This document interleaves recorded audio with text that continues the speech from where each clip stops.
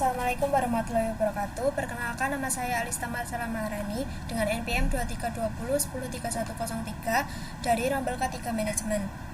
Dalam presentasi ini, saya akan menyampaikan hasil analisis kinerja, struktur modal, dan kebijakan dividen dari perusahaan yang bergerak di bidang eksplorasi dan produksi minyak dan gas alam ini. Perusahaan ini berdiri pada tahun 2001 dan memulai operasi komersialnya di tahun 2003 dan kini menjadi salah satu perusahaan terkemuka di sektor eksplorasi dan produksi minyak serta gas alam di Asia, bahkan mulai merambah ke energi terbarukan. Selanjutnya, kita akan membahas kajian kinerja dan fundamental perusahaan.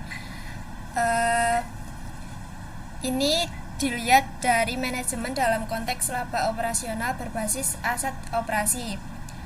NOWC atau Net Operating Working Capital perusahaan ini meningkat. Kemudian TOC juga menunjukkan peningkatan, begitu pula dengan NOPAT yang naik. Namun pada bagian kinerja manajemen dalam konteks nilai tambah MVA, perusahaan ini menunjukkan nilai negatif dan justru semakin memburuk. Di sisi lain, EVA menunjukkan tren positif dan sedikit meningkat. Setelah itu kita akan beralih ke karakteristik fundamental perusahaan, dimulai dari profitabilitas. BEP atau Basic Earning Power (EMP) menurun, Return on Investment atau ROI menurun, demikian pula dengan ROE menurun. Terakhir, OPM juga mengalami penurunan. Kemudian dalam hal manajemen aset, inventory turnover sedikit meningkat. Kemudian ada receivable turnover juga menunjukkan peningkatan, namun fixed asset turnover justru menurun drastis. Kemudian ada likuiditas perusahaan.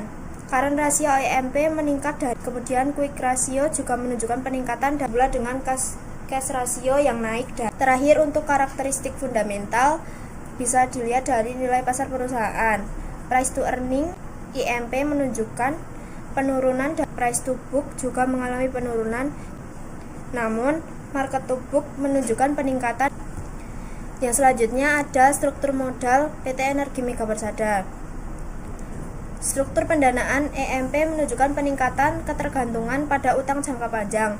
Terlihat dari debt to capital ratio naik menjadi 39,89% di 2022 menjadi 41,79% di tahun 2023. Selanjutnya ada kebijakan dividen. Berdasarkan analisis PT Energi Mega Persada, perusahaan tersebut tidak memberikan dividen selama 4 tahun terakhir hingga tahun 2023. Hal ini karena perusahaan masih mengalami kerugian dan lebih memilih untuk menginvestasikan kembali keuntungannya untuk menutupi kerugian serta mendukung pertumbuhan. Dengan demikian dapat disimpulkan secara keseluruhan perusahaan ini cenderung berada dalam kondisi yang kurang menguntungkan atau mengalami kerugian pada level nilai pemegang saham dan profitabilitas inti.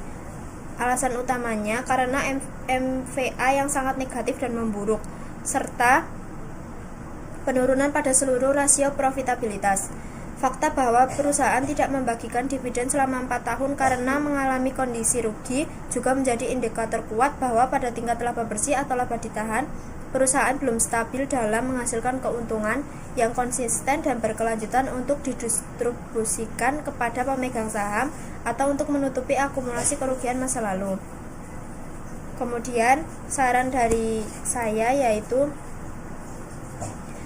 pertama, meningkatkan profitabilitas utama dengan mengoptimalkan pemanfaatan aset dan lebih efisien dalam pengelolaan biaya operasional.